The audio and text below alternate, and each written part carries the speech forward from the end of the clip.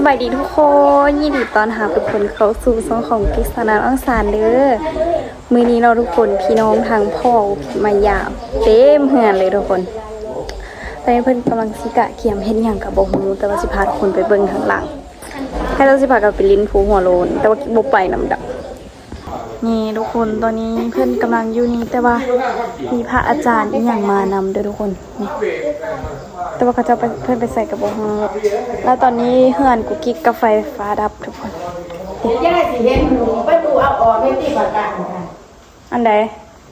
นี่เป็นตัวยากุกกิ๊กมีประกาศนี่นะนี่ก็อันนี้ทุกคนตอนนี้เพิ่นกำลังสิเฮ็ดหยังกับบ่ฮู้เบาเป็นอยู่หัดเสียนาอ้ายก็ได้สิลงตาเมื่อเพียงเด้อโอ้เที่ยงหน่อยรู้ต้องยงสิว่าเป็นยังได้ยินแล้วว่าจะหาว่าลูกฝ่ายมาลุงซินนั่นมาลุงขาวอยู่ในตู้ก็ได้มาความกันบ่เลยนะก็ได้เป็นกุกกิ๊กก็มาก็ได้เนาะอันนี้ที่กันไต่บ่ปลาไต่เที่ยงบ่จะโมเมนต์หมอก่อนที่ไหนโอเมนหมอกันจะไต่อาจารย์รู้อาจารย์สิบ่พอไต่จะเที่ยงนะโอ้ไปก็ไปเป็นวัตโตอะระหะโตสัมมาสัมพุทธัสสะนะโมตัสสะภะคะวะโตอะระหะโตสัมมาสัมพุทธัสสะนะโมตัสสะภะคะวะโตอะระหะโตสัมมาสัมพุทธัสสะทั้งสรณะกับสามีพุทธังสรณังคัจฉามิธัมมังสรณะกับสามีธัมมังสรณังคัจฉามิอันใดข้างสรณะกับสามีตุติยังปี ดุติยปีพุทธังสรณังคัจฉามิดุติยปีธัมมังสรณังคัจฉามิดุติยปีสังฆังสรณังคัจฉามิตาติยปีพุทธังสรณังคัจฉามิตาติยปีธัมมังสรณังคัจฉามิตาติยปีสังฆังสรณังคัจฉามิอุกาสะลังคามิพันเตสัพเจปิชังสัพพังสัพพทาทัสสะเกสะติตัสสะยะมากัดกดยิงตานี่เราจะไม่ได้เก็บถ้ามันเวมหันตวัสสะเปอุปัสสะเมกันตรายาติวินัสสันตุอาเสยโตอะระหะโตสัมมาสัมพุทธัสสะอิสิโนนะโมตัสสะธัมมัสสะสวะคาตะเสวะเตติตานะโมตัสสะสังฆัสสะเอวิสุทธัสสะนาเตติโมนะโมนะตะยานะตัสสะนะระหะตะยาญะตัสสะตุลังนะโมมะกะเตสัตตัสสะวะตุตะยะสัพพินะโมตัณะภาเวนะวินัสสันตุออเดียวบ่ยังเมาอ้าวผมแล้วละจึงมานี่เป็นเซฟตอนกินเนอะเชฟตอนกินจะเบ่งกระดูกมาจานโตมันกวนเงาตัวเองทุกคน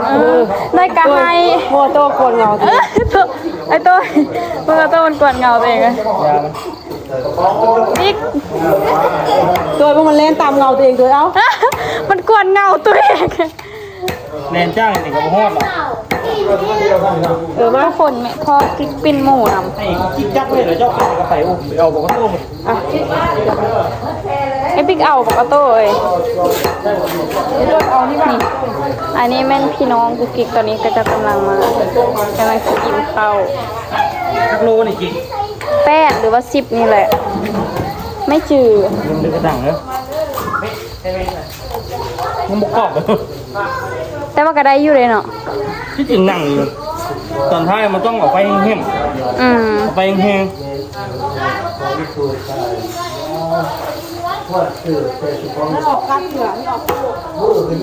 ออกกัดละกาอันเดอร์นิว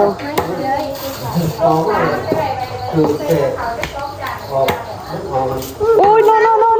โนอย่ามาตับได้อยู่ก่อนอันนี้ขึ้นมาอีบอกอันนี้มันยังนั่นขึ้นมานี่บอกเขาไปตัดเลยนี่เพื่อนนี่นะที่เอานี้ออกไปไหมบัดนี้มาจับบัดนี้ไว้ตัวแมวรักกินทุกคนอะไรตั้งไข่ดาวในใส่น้ำ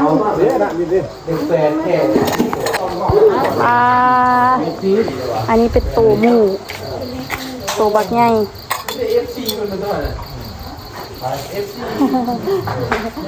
เอาให้แจกได้แจกเดียวละแก้ว โอ้แข่งเด้ออย่าว่าอันนั้นเด้ออย่าว่าสั่นว่าสีเด้อน้องอูกูใจรวด สร้างผู้ใดอัน รวดไง เป็นไงกิน ลูกมูน่ะไทยบางหลวงบ่ละวัน ไม่มาปิ้นเลยว่ะ อันนี้นี่หรอ โตอีกร้านดิ โอ้ซื้อ รวมๆกับประมาณ ซื้อปิ้น 2 ล้า แล้ว น มา นี่แห ข้าง ละ เหรอวะนี่ แล้วปิ้นให้พร้อมโลละแสน โตอีก2 ล้านนี่นะ 2 ล้านก็เป็นอยู่ก็ เป็นอยู่ปกติ โลละแสน พี่เอาจานไปไหม หมูน้อยๆทีแรกเราสิเอา20 โลแต่ว่ามันคือสิใหญ่ เนี่ยจะขายดีแท้เฮาซื้อ2 จานเด้อ สวยแน่ เอ้าบูบิ๊กไปกินข้าวอยู่ แม่นกับเจ้าหน่อย ครับเด้อข้าวบูบิ๊ก แมนเนาะเฮ็ดยากเร็วว่ะ พระเจ้ากินปิ้งเป็ดอยู่ทางนั้น เฮ็ดยากบ่ยากไหนยากไปเอาเครื่องนี่ละ คุณบ่มาอ่ะ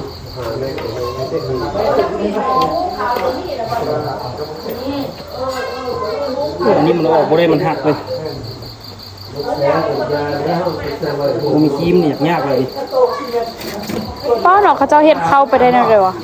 ดึงอันนี้หลาย กูไปจับตัวนั้นที่กินไข่ทุกทีไป โอ้หนักเนาะอูเนาะ พริก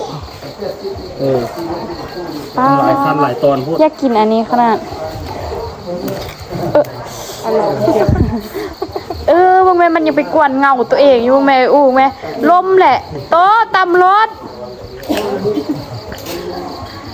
มันดื้อค่ะทุกคนไหม ตู้สี่คออุ้มกับเฮออุ้ม กวนเงาตัวเองจี้ใจอีกอะมันเห็นยังมัน อันนี้นี่ โมโหเด็ดตะเวยผ้าด้านนั้นพุ่นตีเหลือโบแมนวะกระเจ้า กับมีกัน ฟันนี่เลย กระเจ้าเข้าไปได้แนวเดียวกันเนาะ เขาต้องงะเอาดิงะเอาเข้าเอาแน่นดี ฟันเลยฟัน ยาเวทนีก็ได้ออกนี่ แล้วบอกว่าเอาข้าวไว้ให้ยาโพเนี่ย ฮะ เอาข้าวไว้ให้ครูบา ผ้านี่เลยเอาไว้ไหม นี่เหรอเอาเมียนเอาเมียน เอาไว้เฮ็ดเพนมืออื่นตี อ่ะ เอาไป คิดไกล ไป จะขา จ้องแต่กระดูกเลยเขากิน ไปเลยเนี่ยเฮา บอกเองว่าถ้าเราบอกที่เดียวเขาเอาเงินกับเรา พ่อขวบ น่าจะได้เพื่อนแล้วเนาะ เออ บุคิดว่าสิได้มาซับเลย แซบอยู่ไอ้ตุย ยักษ์เขาซีมหนังคำเดียว ยังไม่ได้ซิมเลยอยากกินแต่หนังมัน เส้นเดียวกันครับ เบิดนี้อยากกินแต่หนังเนาะ แต่ว่าเป็ดบะยากนะ ฮะ แต่ว่าเป็ดหนังบะยากนะ แม่นหรอปะ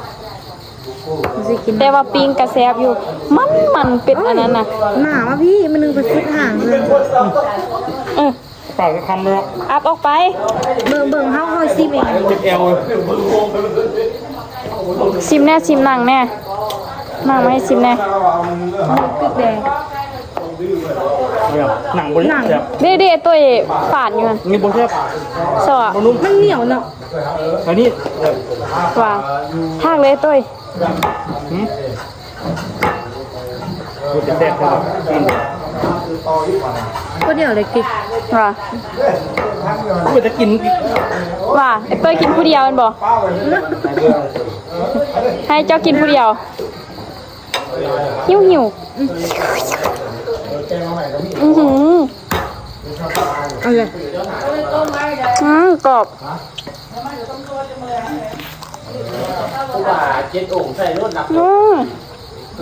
พ่อแหละนี่นะถ้ามีพ่อเราคอยเอาไปเสริม เอาไปแล้ว พอแล้วก็เอาจานหนึงก็พอไปเมื่อไอ้เต้ยเมื่อไอ้เต้ยเอาขานี้แล้วเมื่อ ใช่เราอันนี้เขาได้คิดบอดี้ใช่ ว่าปั่นเขาแน่ว่ายังเหนียวไม่แซ่บเลย อันนี้จ้างของเขาเลยเนาะโอ้โหบิ๊กเลยเนาะที่กิน ซีแม่ตัวนี้ซีแม่ตัวนี้ ไปอ้วกมาให้ชิมแน่ บอดี้และบอลมันสีแซ่บ เก็บแค้ว งั้นจะบอก ตัวแห่งยางอยู่ระวังได้เกี้ยวหมากระสีแตกกัน เจ้าเขาก็ ป้า ปอลตี้หรือว่าเอาเพื่ออยู่บ่ เอามารถจ้ะ ป้าบอกมัน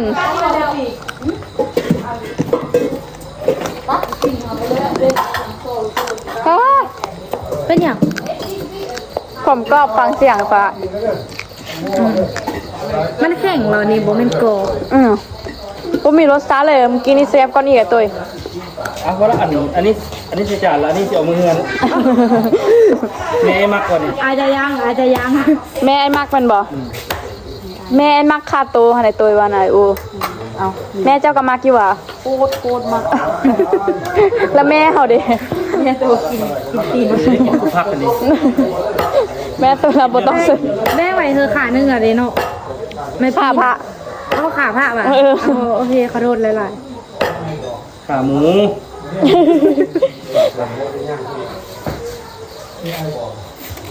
นี่ไอ้โบน้ำโบไอ้นี่ ๆเล็กขาเอาสองจานเอาไป โอ้มีแต่ VIP เลยนี่มีแต่ตอนอย่างเดียวเลย เอาแล้วสุดเลยหมูบิ๊กนี่ พักมา แดงคิ้วนะคะไปไหน ท่าแน่ ไปถ่าเดี๋ยวเอาพักไปนำ ละตัวอันเอาพักนำไปเด้อเอานี่ไปถ่า ถ้าพามาตอนเช้าทุกคนพามาสั่นเข้าตอนเช้า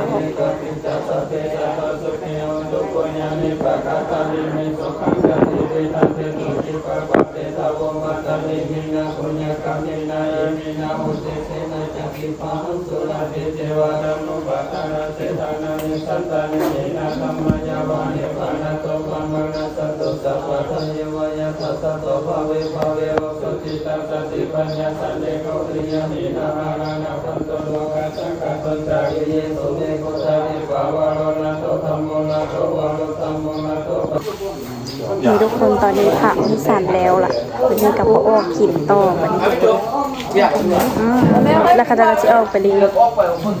ให้ดิว่าได้ไปหาวันนี้ผิด คิดไปนานแก่เลยบ้านดีแกลูกครัวเลยบ้าน ที่เขาต้องไปกินข้าวกันเลยทุกคน ทุกคนตอนนี้เข้ามามัดแขน เมื่อวานนั้นเจ้าร้ายเจ้าเด่นร้ายครัวผู้เชื่อว่า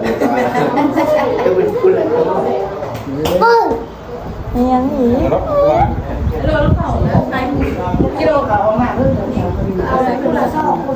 เอาสับจะมาตีทุกคนตอนนี้กุ๊กกิ๊กก็คือได้อยู่เฮือนผู้เดียวเนาะพบเพื่อนพากันไปริมใส่สมบูรณ์พุ่นนะตอนนี้ฝนกระตกตกทุกคนเมียนเฮือนเมียนสานกุ๊กกิ๊กเมียนผู้เดียวเลย เพื่อนนันพากันกินข้าวแล้วก็ออกไปเขตไปที่ไซสมบูรณ์ไปที่ตัวเมืองใหญ่ของแขวงไซสมบูรณ์เลยทุกคนกิ๊กก็ได้เมียนพวยเมียนพวกเมียนตุเมียนตั้งเมียนเหือนเมียนสานผู้เดียวแล้วก็เจ้าก็น่าจะกำลังกลับเนาะทุกคนเนาะอันนี้เป็นพี่น้องฟังพ่อกุ๊กกิ๊กเด้อเมื่อคืนนี้พากันกินปิ้งหมูตื่นเช้ามาแล้วพากันกินเป็นอันเดอร์หลายแนวอะไรทุกคนมีก้อยปลามีปิ้งปลามีซุปผักมีแกงเฮ็ดตาบมีหลายอันแหงมาทุกคนเนาะละตอนนี้ค่ะนะฝนก็ยังตกอยู่บ้านกุ๊กกิ๊กฝนตกตลอดเลยทุกคนบ่ฮู้ว่าอยู่ทางอื่นตกคือกันบ่แต่ว่าอยู่บ้านกิ๊กตกบ่หยุดเลยพวกเพิ่นพากันไปลิ้นกับบ่ฮู้ว่าสิม่วนหรือบ่ม่วนเพราะว่าฝนค่ะนะมันตกอยู่ตลอดเลยทุกคนบ่ได้ไปถ่ายคลิปกับเจ้าเด้อเดี๋ยวมื้อกะเจ้ามาแล้วกิ๊กสิซากแบกแล้วกิ๊กสิถ่ายกิ๊กซึ่งกิ๊กคณะหากะเฮ็ดเวียงเฮือนแล้วทุกคนเบิ่งไหมกิ๊กเมียนโตเมียนตั้งผู้เดียวถ้วยกล่องบักใหญ่ๆเลยจ้วยบิ๊กก็พากันไปลิ้นจูแม่ก็พากันไปลิ้นกิ๊กอยู่บ้านคนเดียวแล้วจูอากูกิ๊กนักก็สิกลับมานอนเฮือนคืนนี่ใครอยากมาเที่ยวไซสมบูรณ์กันมาได้เดี๋ยวกิ๊กให้แม่กิ๊กพาเที่ยว กิ๊กนี่บ่ไหวขอลาเลยขี่รถขี่รางเนี่ยเนาะทุกคนแล้วก็คือตอนนี้นะก็มีพระมานำเด้อมานำ7 องค์เมื่อคืนนี้เลขก็ออก77ออกเลขพระเลยทุกคน แล้วก็มาฮันกิ๊กถ่ายคลิปมันคนเบิ่งเทื่อทุกคนก็บ่เข้าใจเนาะก็สิมาอธิบายสั้นๆเลยเด้อแล้วก็คือเพิ่นมาก็สิมาสูตรมงคลขอโทษ เพื่อนมาก็สิมาสู่มงคลอยู่ที่บ้านเนาะทุกคนเนาะอันนี้ก็ยังเป็นเครื่องอันนั้นค่ะเจ้าอยู่แต่ว่ากิกบการเมียนเพราะว่ากิกยานว่ามันยังบ่ทันเสร็จพิธีแล้วถ้าเสร็จพิธีแล้วกิกยังสิเมียนเนาะทุกคนเนาะก็คืออันแล้วไหนวะแล้วกับบุฮู้นะทุกคนประเทศอย่างกับบุฮู้กิเก่งกับบุฮู้คือกันเนาะแล้วก็พี่น้องพี่นาทางพ่อจากสัมปสักเนาะทุกคนมายาม มีมานำกันอยู่ประมาณ4 คนเนาะทุกคนตึมพ่อเป็น5ยังขาด2เนาะเดี๋ยวมื้อหน้ากิ๊กสิมาถ่ายคลิปให้ทุกคนเบิ่งใหม่เด้อเดี๋ยวกิ๊กขอตัวไปเฮ็ดเวียกงานอีกก่อนเด้อทุกคนเจอกันในคลิปวิดีโอหน้าเด้อบ๊ายบายมาเด้อกินปิ้งหมูนำกันมื้อนี้